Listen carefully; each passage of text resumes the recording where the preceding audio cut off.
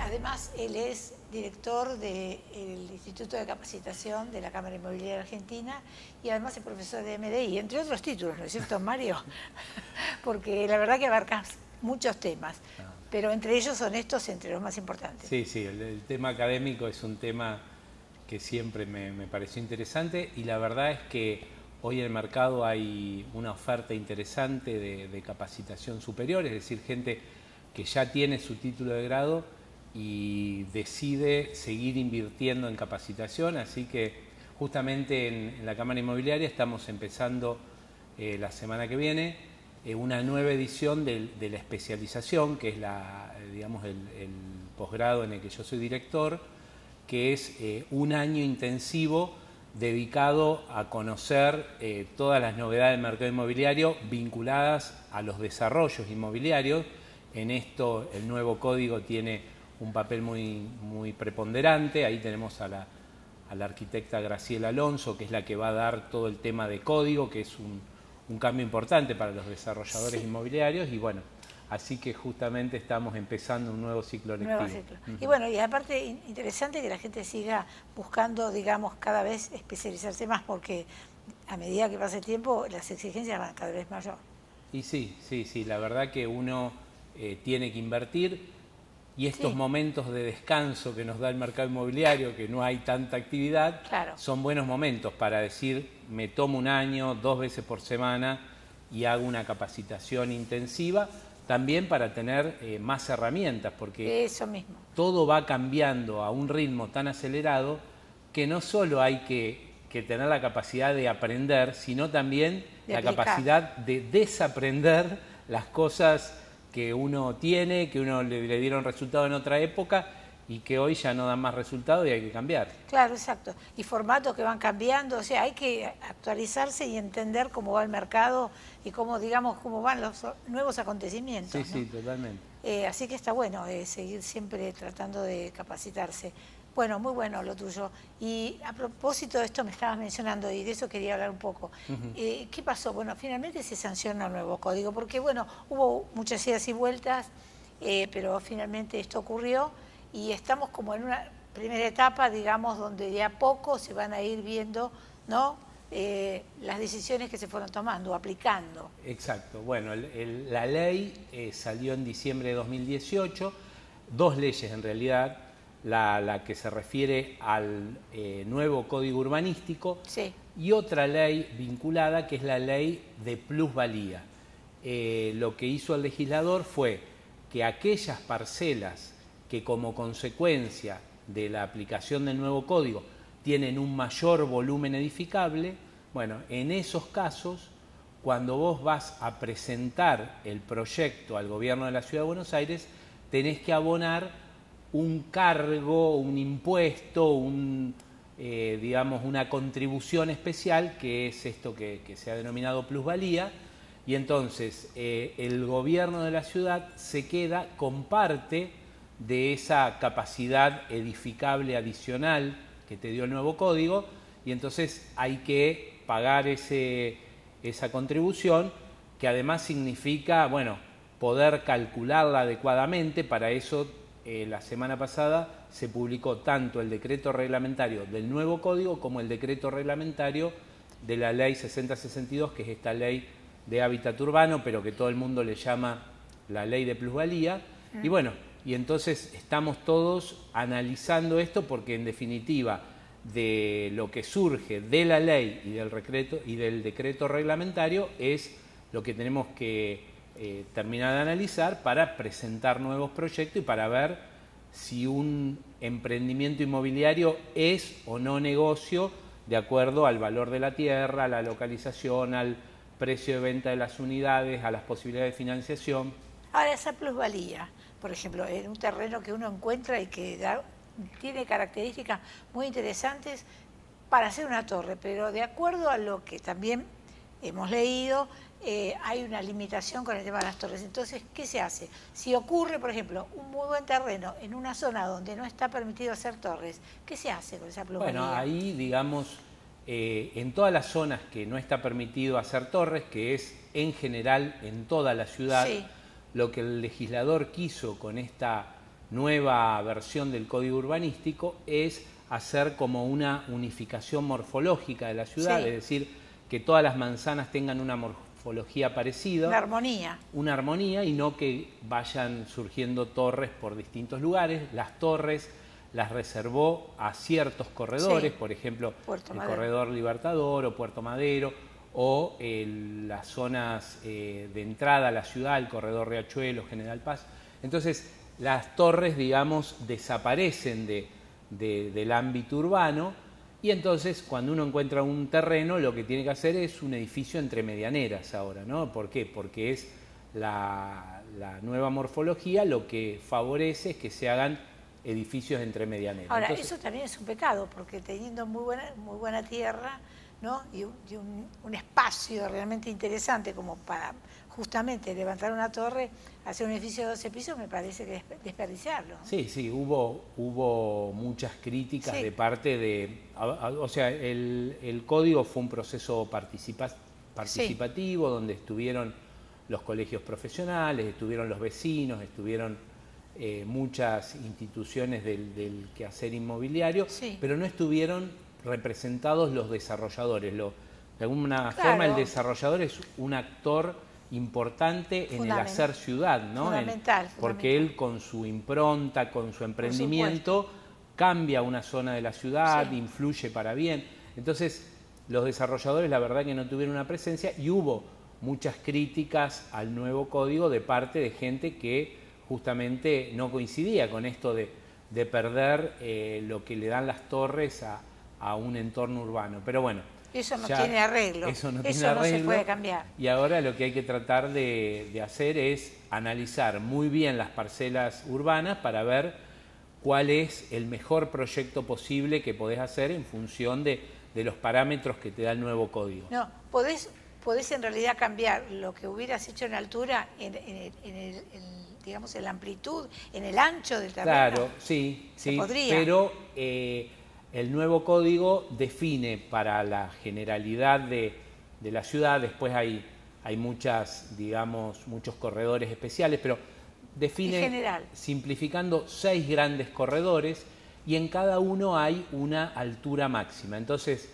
en el corredor donde está la mayor altura, que son 38 metros, bueno, vos tenés 13 plantas y en esas 13 plantas, bueno, vas a tratar de utilizar todo el frente del terreno, llegar hasta donde te permite llegar en función de parámetros urbanísticos como la línea de frente interno y la línea interna de basamento, y entonces ahí vas a tratar de aprovechar la mayor cantidad de metros vendibles. Esto lo que crea sobre todo para los desarrolladores, pero también para los corredores inmobiliarios que son los que tasan los terrenos, bueno, crea todo un tema de análisis de la parcela, porque en función del proyecto inmobiliario que vos imagines para esa parcela, vas a poder calcular cuántos metros vendibles salen efectivamente de ese terreno. Y un terreno vale por los metros vendibles, por supuesto, ¿no? Entonces, bueno, antes era mucho más sencillo porque había un parámetro que era el FOT, el factor de ocupación total, entonces te decían, en esta zona tenés FOT 3, bueno, el terreno tiene 500 metros, por 3, 1500 metros, era mucho más sencillo. Ahora tenés que imaginar un anteproyecto, una volumetría, y en función de eso decir cuántos metros vendibles salen. Pero además, con este tema que apareció la plusvalía, si antes, por ejemplo, en ese terreno, no sé, en Recoleta, te salían 1000 metros vendibles y hoy te salen 2000 metros vendibles, el gobierno de la ciudad te va a aplicar un impuesto especial equivalente al 35% del valor de ese plus. Entonces, si en esa zona la incidencia era $1.500 por metro cuadrado, bueno, vos vas a tener que pagar $500.000 todos juntos de ese impuesto al momento de presentar los planos, que bueno, en definitiva ese número va a haber que restarlo del valor de tasación del terreno, porque vos le vas a decir como corredor inmobiliario a tu cliente, mirá, tengo 2 noticias para darte, una buena y otra no tanto. La buena es que tu terreno vale mucho más que antes, pero la mala es que de ahí hay que sacar una parte para pagar este nuevo impuesto que es la plusvalía. Entonces, bueno, hay que hacer una medición de todos esos números para llegar al valor de tasación de terreno, para llegar efectivamente a cuánto se va a llevar a su bolsillo ese dueño de tierra, ¿no? Entonces, bueno, este tema es un tema bastante álgido que creó bastante preocupación porque, bueno, obviamente todo el mundo quiere vender este tipo de propiedades porque son importantes y porque hay demanda, pero tampoco quiere equivocarse a la hora de asignarle un valor, ¿no? Por supuesto. También hablaba el código de la importancia de hacer crecer las zonas, digamos, más alejadas, digamos, las que menos han tenido posibilidad de crecimiento, exacto, ¿no? De desarrollo, sí. O sea, como que han quedado un poco postergadas y entonces parece que el código quiere que eso eso, digamos, a nivel de, cuando empieza el código hace una especie de declaración de principios, de los objetivos que mueve al legislador, y bueno, justamente el nuevo código, digamos, a diferencia del antiguo código de la época de Cacciatore, que es cuando se hicieron las autopistas, que era favorecer la centralidad, o sea, toda la apertura de las grandes avenidas y de las autopistas que conectaran con el centro histórico de la ciudad, ahora hablan de una ciudad pluricéntrica, claro, que vos tengas tu centro comercial y que vos puedas resolver todas tus necesidades de proximidad, temas de salud, financieros, de capacitación, de seguridad, bueno, todo lo que se te ocurra, que lo puedas resolver en tu centralidad, y así, en tu así en cada barrio. Y así en cada barrio. Entonces, la idea esta influye por el lado del, digamos, de los usos permitidos. Entonces, usos que históricamente se concentraban en el centro de la ciudad, ahora permite que se hagan en otros lugares para generar estos policentros, ¿no? Que sea una ciudad con multicentros, ¿no? Que uno pueda resolver todo lo que necesita en su mismo barrio, ¿no? ¿Vos crees que eso será posible? Y bueno, son procesos, ¿no? O sea, es como una declaración de principio. Es como el tema de favorecer la zona sur de la ciudad, que históricamente ha sido la más postergada, entonces siempre se les dio condiciones especiales para tratar de favorecer la zona sur. Bueno, todo eso está muy bien, es una parte, pero después, en definitiva, el mercado inmobiliario termina siendo oferta y demanda. Entonces, el desarrollador inmobiliario va a tratar de hacer sus desarrollos en aquellos lugares donde percibe que hay una demanda, y no solo una demanda, digamos, gente que necesita una solución de vivienda, sino que además que tiene el poder adquisitivo para acceder a esa vivienda. Entonces, esto termina siendo oferta y demanda, entonces muchas veces el legislador tiene estos objetivos, pero después hay que materializarlos con otros temas concretos. Habría que ver, por ejemplo, cómo se puede replicar, por ejemplo, lo de Parque de los Patricios. Claro, es decir, porque ese es un ejemplo importante que generó realmente un cambio impresionante y sigue creciendo. Tal vez no con la velocidad que uno quisiera, porque realmente hay que cambiar también la mentalidad.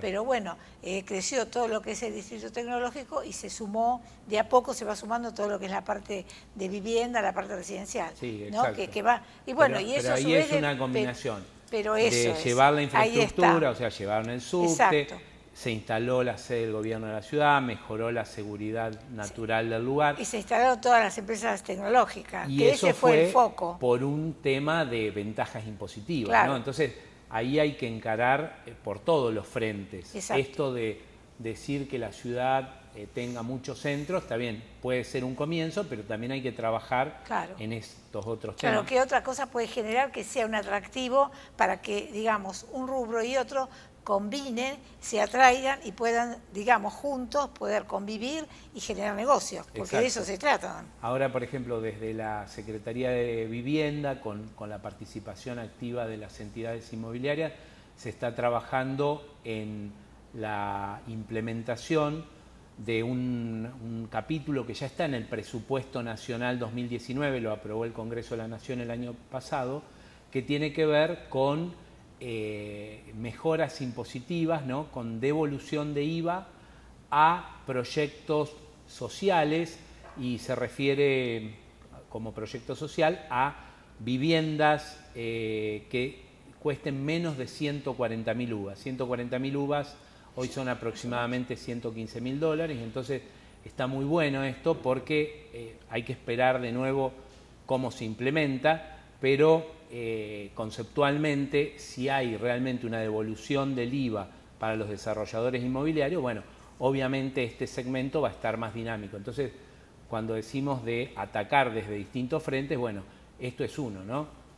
Además de la declaración de principio y los buenos deseos, acompañar esto, por ejemplo, con medidas impositivas que favorezcan al sector, ¿no? De todas maneras, todo lo que estamos hablando, esto va a empezar a suceder de forma escalonada, digamos. Esto es como el principio, ¿no?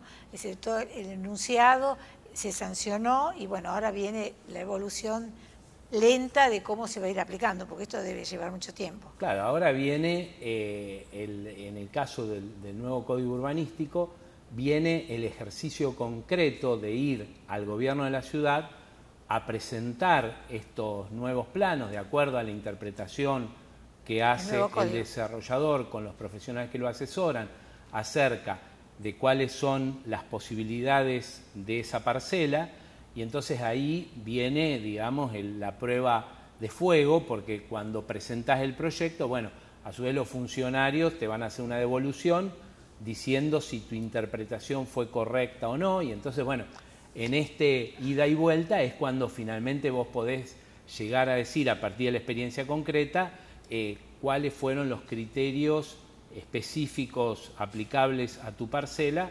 respecto de esto del nuevo código, que bueno, que es hasta ahora es como una gran entelequia teórica, ¿no? Claro, entonces, a eso voy. La práctica la vas a ver en el momento que presentes y efectivamente te aprueben de acuerdo a lo que vos interpretaste. Entonces, todos estamos muy expectantes a ese ida y vuelta, ¿no? A ver cómo les va a ir a los primeros que vayan con sus proyectos, ¿no? Una reflexión final antes que terminemos la nota, porque viste el tiempo acá es tirano y es cortito, pero viste que se está hablando ya del nuevo boleto electrónico para la compra y venta de propiedades, y quería una reflexión tuya, breve, pero digamos la expectativa que genera. A mí me parece que es una buena iniciativa para comentar un poquito a tu audiencia.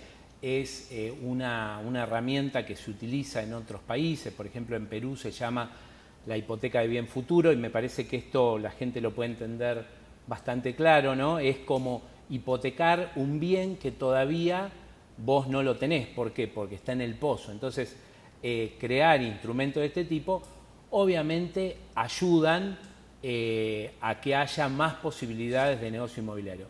Obviamente, alguien puede decir, hay muchísimas cosas antes para hacer, hace falta seguridad jurídica, hace falta estabilidad macroeconómica, hace falta que la inflación esté controlada. No obstante, bueno, estas herramientas de alguna forma no solucionan el tema de fondo, pero son un aporte a que el sector pueda de alguna forma comenzar a despegar, aunque sea encontrando algunos nichos como este para que se puedan seguir generando negocios en una coyuntura que no es tan favorable, pero que también plantea desafíos, y si estamos acá es porque queremos responder a esos desafíos. Bueno, muchísimas gracias, Mario. Bueno, gracias a vos, Adriana, un gusto.